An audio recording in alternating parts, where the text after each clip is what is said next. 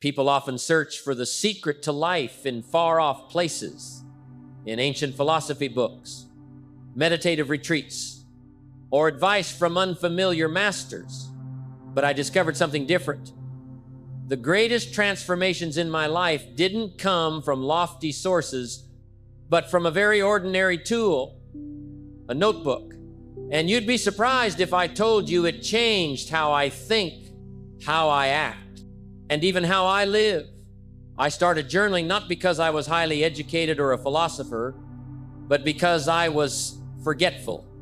I realized that if I let ideas slip by like a passing breeze, I'd never gather enough strength to change. Some days, I'd hear a great quote from a colleague, a blunt remark from my boss, or a small insight about life while waiting at a traffic light.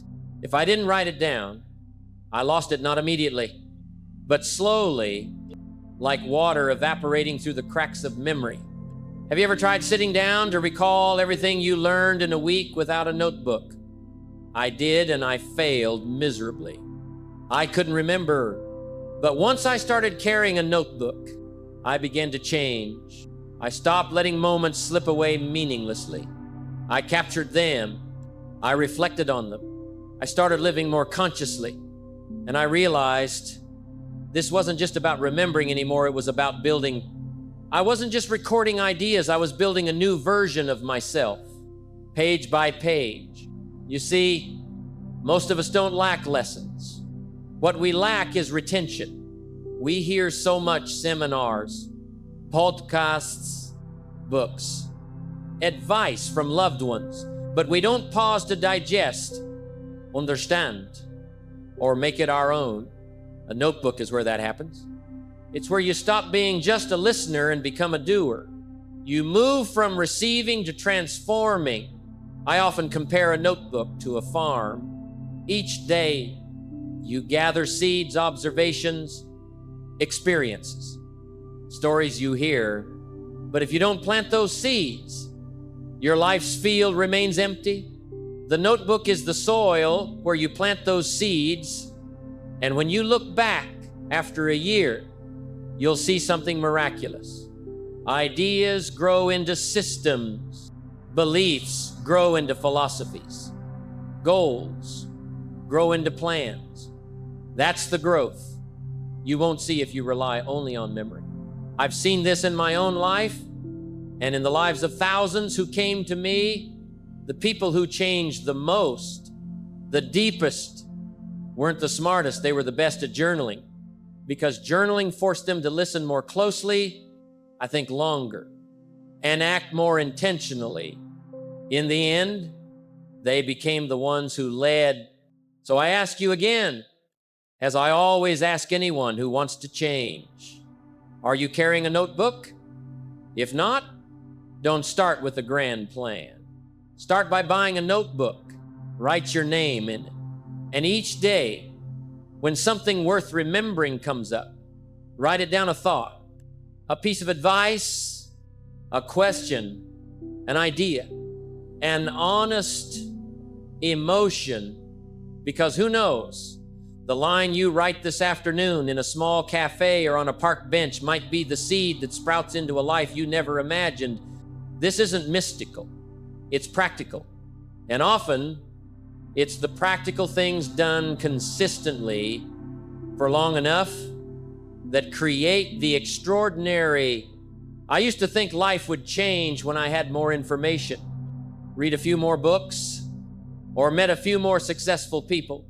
But then I realized it's not information that changes you, it's awareness. And sometimes that awareness comes not from a long lecture, but from a single question, the right question, at the right time. We can shake everything you thought was fine in your life. I still remember it clearly. I was 26, working steadily, never late, on my bills. No one yelling at me. I lived as what people called a good person, but inside, something felt deeply unfulfilled. I didn't dare say it out loud. I still smiled, shook hands with colleagues, went home each evening like everyone else, But there was a silence, not peace, but a growing stagnation burning quietly inside me. That afternoon, I was standing in my backyard, holding a rake, gathering dry leaves into small piles. The sun slanted through the roof, casting my shadow on the grass like a man standing still, unnoticed even by himself. I'd lived like that for years, not wrong, but not remarkable. No crisis, but no milestones either. Then he walked in, a man, an ordinary traveling salesman in a worn shirt, speaking slowly. Nothing stood out except his eyes. We talked briefly about the weather, the garden. Then suddenly he looked at me and asked, "Jim, why at 26 do you have nothing to show for it?" That question hit the air like a stone dropping into a still lake. I froze. No answer came. I started thinking of excuses. I didn't go to a great school. I had no mentor. I grew up in a small town. I'd failed before, but he didn't ask to hear excuses. He asked to make me stop long enough to face myself. That evening, I didn't turn on the television as usual. I didn't listen to the radio. I just sat alone in the living room, repeating that question dozens of times in my mind. Why do I have nothing? No one demanded an answer. There was no deadline, no test, but something stirred inside me. I started writing down everything I'd done over the years and then saw what I hadn't done. I hadn't taken myself seriously. I hadn't taken responsibility for my own life. I lived as if someone else was supposed to fix what I lacked. You know what happens when you repeat a question enough times? It starts to change you. It clears your mind of illusions. It keeps you awake at night, but then it makes you act. And I started reading books I thought were for successful people. I started saving even just a few dollars a week. I started waking up 15 minutes earlier each day just to think, how will I be better today? And you know what? No one clapped, no spotlight shone, but inside, something was shifting like plowing a barren field, not because you see flowers blooming yet, but because you know if you don't, weeds will take over. We don't lack information. We lack moments of awakening. A deep question, asked at the right time, can be that turning point. And it's not always pleasant. It forces you to face yourself. No makeup, no excuses. But that's also when you start taking charge of your life. So today, I won't ask how many books you've read or how many inspiring videos you've watched. I just want you to take 5 minutes, be honest with yourself and ask, why? At this age, haven't I achieved what I want? Don't rush to answer. Let the question live in you for a few days. Let it dig up the soil of your heart, because only when that soil is tilled can seeds take root. My life began to shift not because of a miracle, but because of a simple question, a question that didn't sugarcoat anything, but was strong enough to make me pause and start living with purpose. Do you have your own question yet? If not, borrow the one that changed my life. And if you're brave enough not to run from it, you won't need anyone else to change your life, because you'll do it yourself. Do you know the most dangerous thing in life? It's not failure. It's not losing a job. It's not bankruptcy. The most dangerous thing is going the wrong way and doing it consistently. I used to be like that. Every morning, I'd wake up, make coffee, drive to work, finish tasks on time, eat lunch at the usual spot, take the same road home, watch the same television show, and go to bed thinking everything's fine. I called it a steady life. At times, I was even proud of it. I wasn't doing anything wrong, but I wasn't doing anything truly right for myself. I was busy, but not effective. I was moving, but not progressing. I smiled at everyone, but I couldn't remember the last time I smiled with real joy. That life was like sitting in a boat, drifting quietly on a river. No wind, no waves, but no destination either. It sounds peaceful, but really it's stagnation dressed up as stability. And you know what? That steadiness is the most dangerous thing because it doesn't sound alarms. It doesn't scream. It doesn't wake you up at night. It lulls you to sleep day after day in a false sense of safety. And if you're not careful, you'll live 10 years, then look back and realize you've lived 1 year, repeated 10 times. I only realized I was off course when an older friend asked a simple question, "Jim, where is the path you're on taking you?" I didn't know how to answer. I'd never thought about it. I just knew I was working steadily, paying bills on time, working hard. But then I started thinking, if I keep living like this for 5 more years, what will change?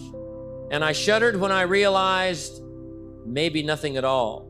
I hadn't stopped to evaluate my journey. I kept going because I thought busyness was proof of progress.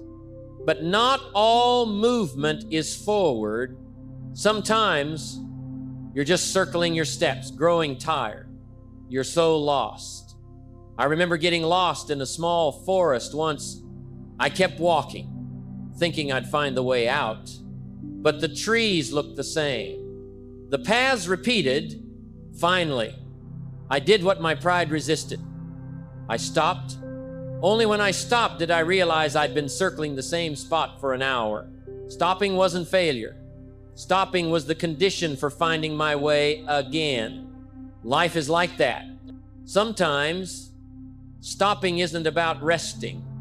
It's about looking back. Where am I going? Am I becoming who I want to be? Or am I becoming a default version programmed by society, family, habits, and the biggest question, if I keep living like this, what will my life be like in 5 years? I wrote that question on a piece of paper and taped it to my bathroom mirror, so I'd see it every morning and reflect, not to pressure myself, but to stay awake from the trance of I'm fine. Are you moving steadily? You may not be lost yet, but if you don't stop, you'll never know if you're on the right path. And if you don't know where you're going, no matter how fast you move, it won't matter. Don't let steadiness kill progress. Don't let safety stop you from discovering yourself. Be brave enough to pause, not to retreat, but to redefine your journey.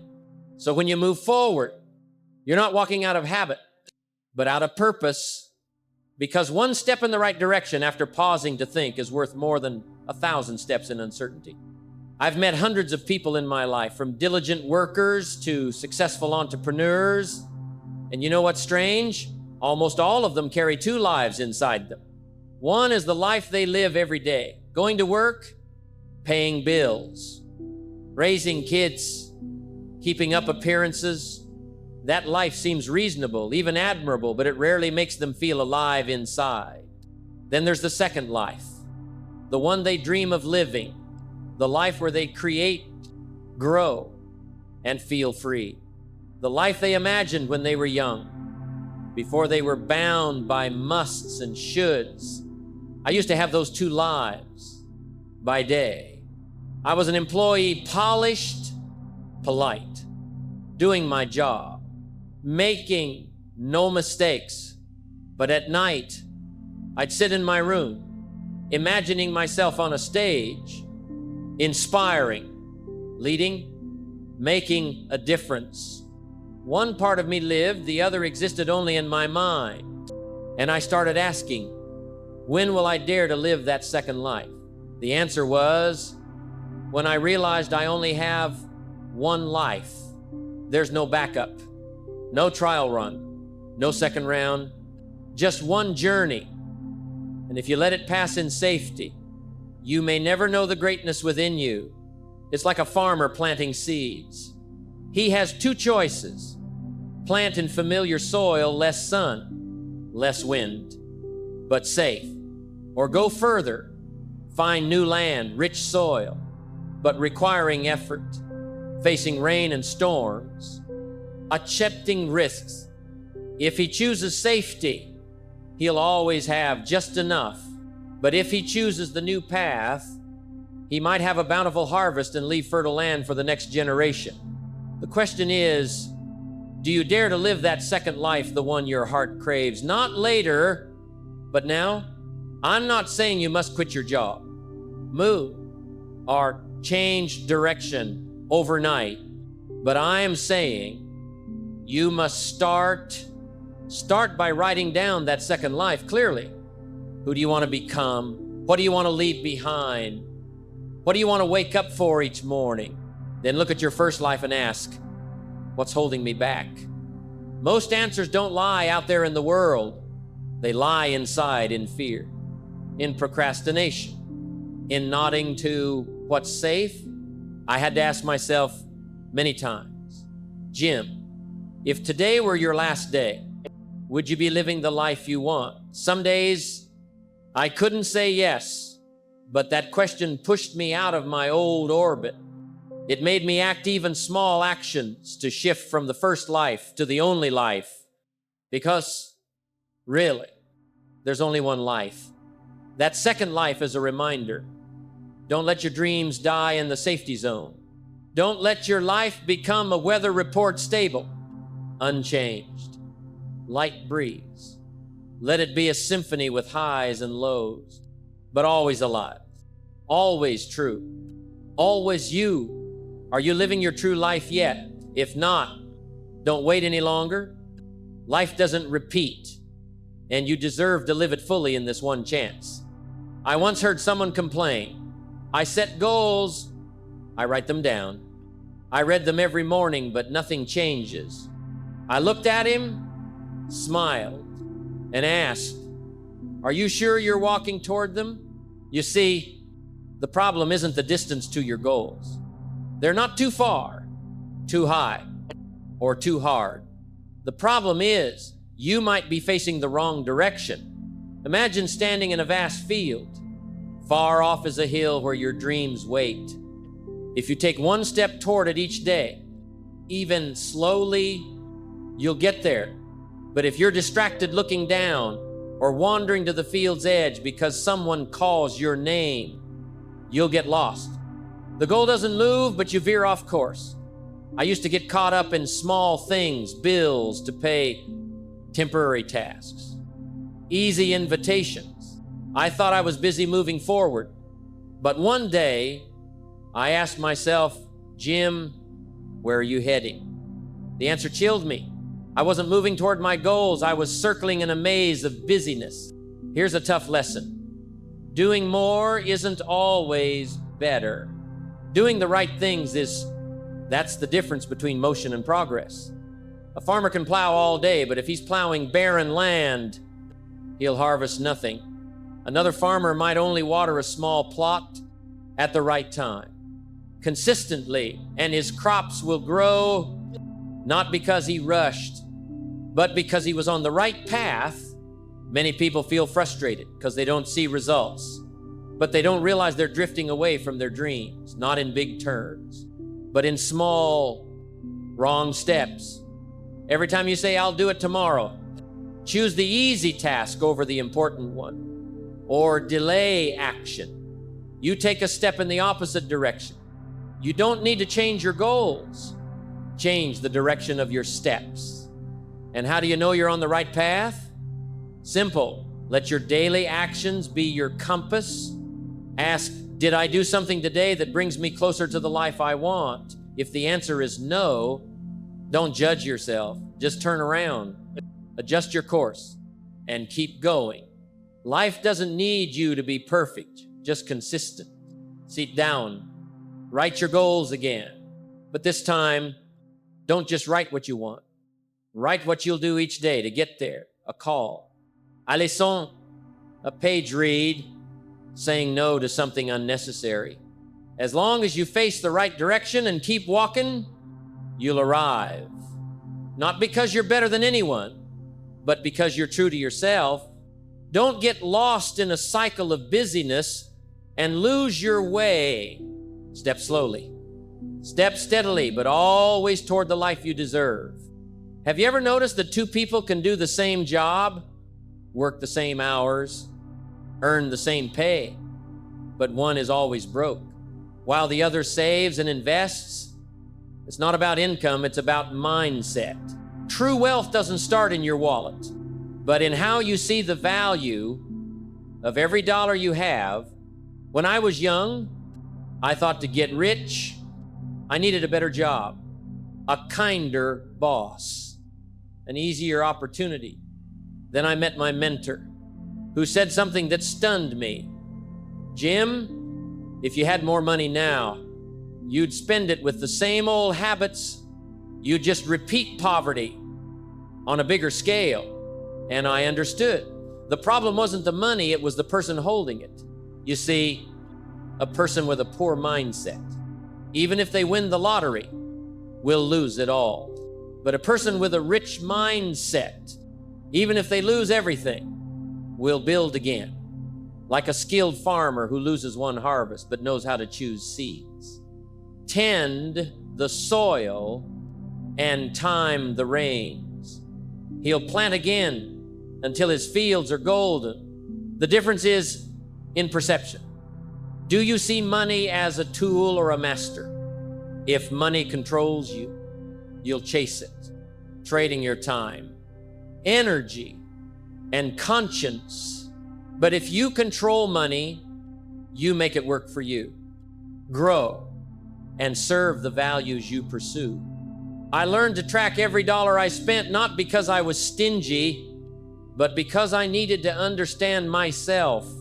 Every dollar you spend is a vote for what you value. If you spend it all on instant gratification, you're voting for short-term satisfaction. If you invest in knowledge, health, or relationships, you're voting for a stronger future. Ask yourself, what emptiness am I using money to hide? Did I buy that thing because I needed it or because I was lonely, tired, or insecure? True wealth doesn't come from having more, but from understanding more. I met a friend with a modest income who always set aside a bit to invest in himself, a course, a trip to meet a mentor, a coffee to learn from someone wiser. Years later, while others were still struggling, he had a career, quality relationships, and inner peace. He didn't wait to be rich to manage money. He managed it first. And wealth followed. You don't need zero, zero, zero to think like a millionaire. Start with your first $10. Will you spend it all or invest a part?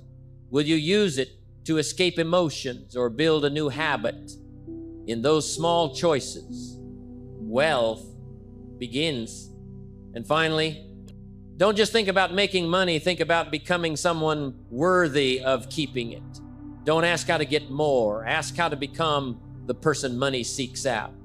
Wealth doesn't start in your wallet, it starts inside you. Do you see the paradox? True freedom doesn't come from doing whatever you want, but from having the discipline to do what's necessary, even when you don't feel like it. I used to think freedom was sleeping as late as I wanted, eating on a whim, spending without control, working only when inspired. But the more I lived like that, the poorer I became, not just financially, but in spirit, self-respect, and personal value. Discipline, that harsh-sounding word, turned out to be the path to everything I wanted. Financial freedom, stable health, good relationships, a steady mind. Think about it.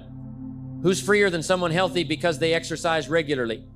Who's more at peace than someone who controls their emotions instead of reacting impulsively? Who's more effective than someone who doesn't depend on inspiration but lives by a system? I still remember my mentor's first lesson. He asked, Jim, have you ever done something you knew was right, but didn't want to do just because it was, right? That question stopped me cold. I knew I avoided hard tasks, made promises I forgot, started things I didn't finish. And he continued, that's the first step to maturity, choosing what's necessary over what's easy. Discipline isn't something you're born with. It's a muscle you can train. Start small. Wake up 10 minutes earlier. Make your bed before leaving. Read 10 pages a day. Call back the friend you've put off. Say thank you instead of staying silent. These are small actions, but they send a powerful message to yourself. I am someone who does what I say. And from that, your inner confidence grows. A person without discipline is like a boat without a rudder drifting wherever the wind blows. A disciplined person, even in a storm, knows where they're going and why. Discipline is the rudder that keeps you on course to your dreams. Some tell me, Jim, I don't like discipline. I want to live naturally. And I say, let me tell you what natural brings: debt, poor health, dull work, broken relationships, and a directionless life. Nature doesn't lead to greatness. It leads to weeds. Discipline leads to a bountiful harvest. I don't need you to be perfect tomorrow. Just pick one thing, and commit to doing it consistently for 30 days. Maybe it's tracking expenses, calling a client each morning, learning new vocabulary, reading 20 minutes, or breathing before reacting. Just one thing, done steadily. And you'll see that discipline will unlock a new person inside you. And then you'll understand why I say discipline doesn't limit you, it frees you. It takes away laziness, but gives you strength. It cuts comfort, but grants peace. It ends excuses and starts a journey of confidence. Remember, discipline is the love you give to your future self. I used to think time would teach me maturity. That age would make me wise. That one day I'd naturally grow up, but that never happened. Time teaches nothing if you don't learn. It doesn't make you mature if you don't face yourself. I've met 60-year-olds who live like 6-year-olds, quick to anger, slow to forgive, shirking responsibility, blaming everything but themselves. And I've met 2 5-year-olds with deep eyes, steady words, and actions like they've lived a lifetime. Maturity isn't in the years you've lived, but in the times you choose to face rather than flee. Every time you say sorry, you grow a little. Every time you keep a promise, no one checks. You strengthen a bit. Every time you step into difficulty instead of dodging it, you move closer to yourself. That's when you're maturing. Once, when I was young, I faced a big choice: leave a stable job for an uncertain path as a speaker. Everyone called me reckless, but I knew if I chose safety, I'd lose myself. So I left with a trembling heart but bright eyes. That's when I understood. Maturity isn't knowing you're right. It's daring to risk when it reflects your truth. You don't need to know everything to be mature. Just start with one thing.